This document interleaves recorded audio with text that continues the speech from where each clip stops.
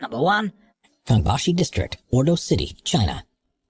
While most city districts are busy, vibrant, and of course full of people, Ordo City's business district of Kangbashi is anything but.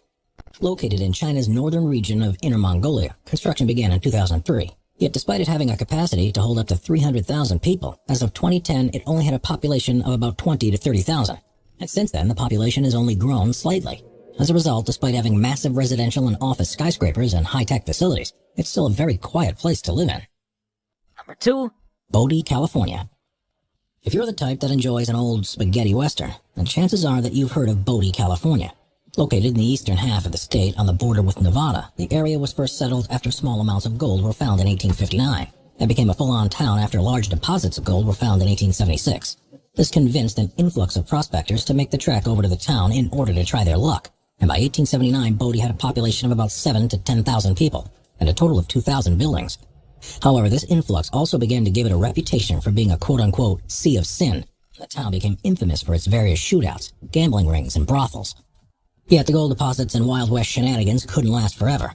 In fact, by 1910, the town only had a few hundred people, and in 1942, the last mine was closed, with everyone moving out by war's end in 1945. As a result, it sat for a couple of decades as a completely abandoned ghost town. However, in 1961, it was designated as a National Historical Landmark, and in 1962, the California State Legislature authorized the creation of Bodie State Historic Park.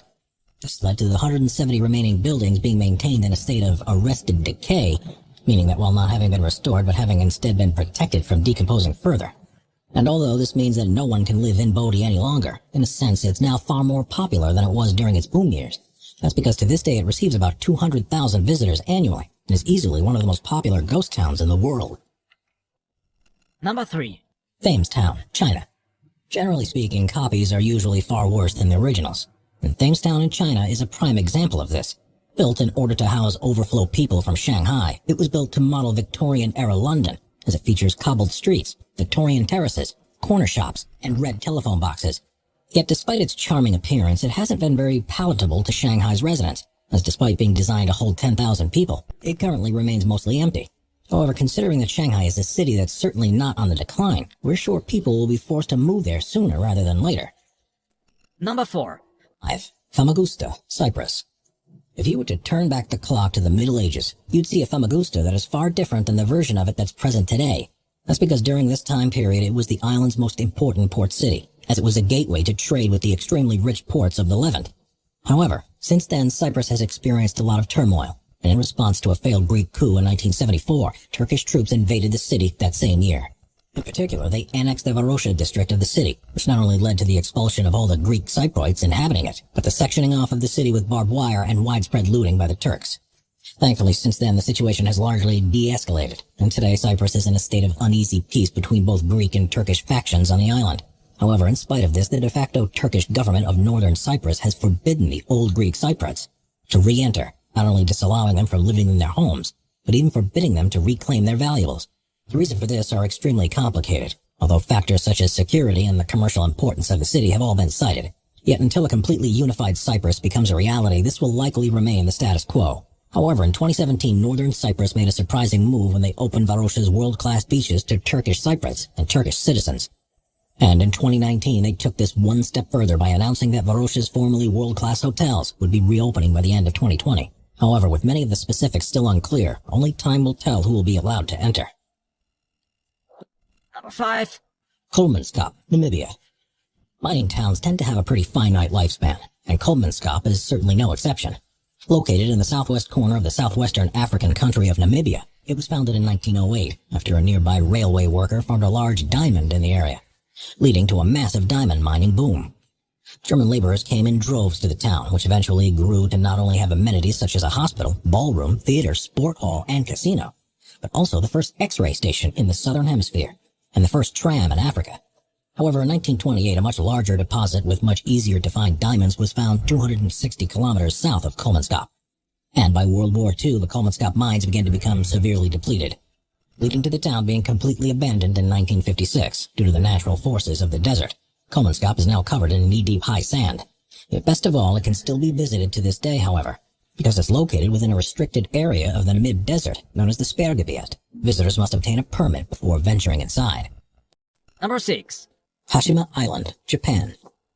As we alluded to before, mining towns usually aren't places with a very long lifespan, and Hashima Island in Japan was certainly no exception. See, after a coal mining colony was established on the island in 1887, workers and their families began to flock to the island. Yet after only a very short period of time, the entire colony was bought out by Mitsubishi, and it would soon become an extremely profitable venture. This being made even more apparent after Korean and Chinese prisoners of war were forced to work in these mines throughout World War II. Yet even after the war, Hashima Island still continued to grow, and at its height in the 1950s, it housed 5,200 residents in a space of less than a square kilometer, making it one of the most densely packed places on Earth. Yet in 1974, Mitsubishi closed down their mine, leading to the island being abandoned almost immediately. As a result, the island remains in a ruined state, as its concrete apartments, schools, barbershops, and swimming pools all sit empty. Yet despite this abandonment, Hashima Island has been able to stir up more than its fair share of controversy. The first such controversy came in 2009, when Japan nominated the island to be a UNESCO World Heritage Site, due to it being an important factor in spurring the Meiji Industrial Revolution in Japan. However, South and North Korea both opposed this addition, as they felt that the island's legacy as a prisoner of war camp made it unworthy of a UNESCO title. Yet, to both their benefit, South Korea and Japan did eventually reach a compromise where Japan agreed to acknowledge the island's dark past to tourists, leading to South Korea withdrawing its opposition.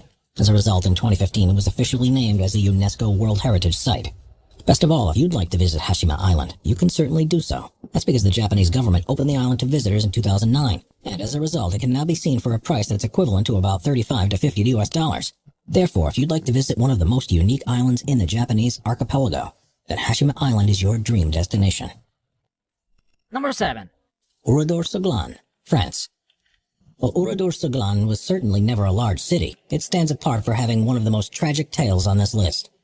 Occupied by the Germans during World War II, it entered the bad books of the Nazis when in 1944 it was reported that highly decorated SS officer Helmut Kampf had been killed by resistance fighters from the town. As a result, SS officer Adolf Dieckmann decided that revenge was in order, and thus marched on the town with several SS troops, forcing the men into a barn and women and children into a church. Both groups were brutally killed by the soldiers due to a mix of gunshot and burn wounds, leading to a total death toll of 642.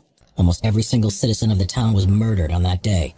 Therefore, after the war's conclusions, President Charles de Gaulle ordered that the burned-out ruins of the old town be left untouched as a monument to the victims.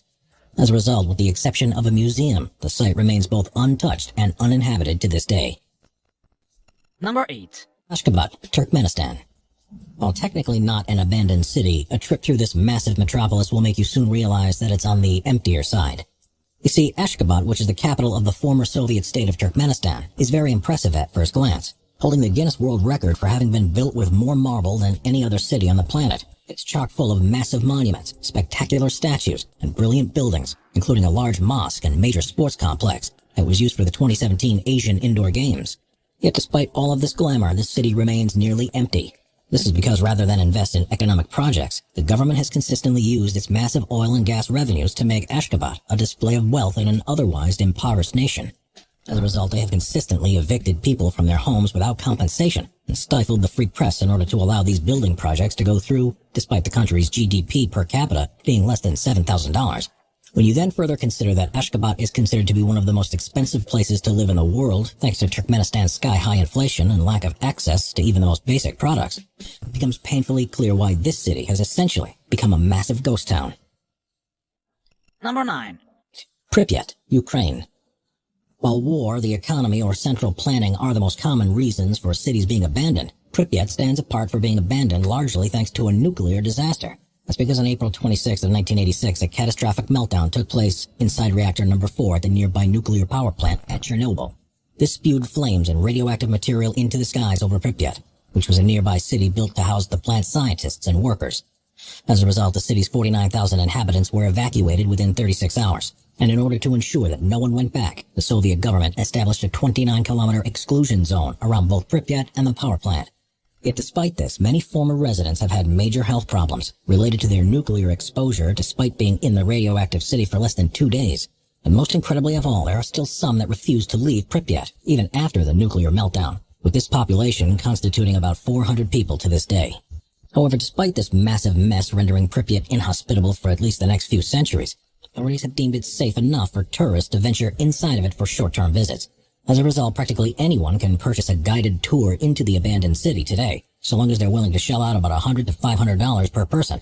Therefore, if you're planning on visiting Eastern Europe anytime soon, we highly suggest putting this spectacular city onto your bucket list. Number 10. Kaykoy, Turkey. World War I was easily one of the most brutal conflicts in history, but we think you'd agree that few towns felt its effects as strongly as Kaykoy, Turkey. Built in the 1700s, it's located in southwestern Turkey, yet for years had a sizable Greek population. However, once World War I came around, the Ottoman Turks began persecuting the Greeks, and this came to a head in 1923, when a population exchange between the two countries caused Greeks living there to be forced to evacuate, causing the town to quickly become abandoned. It has since become a small-scale tourist site.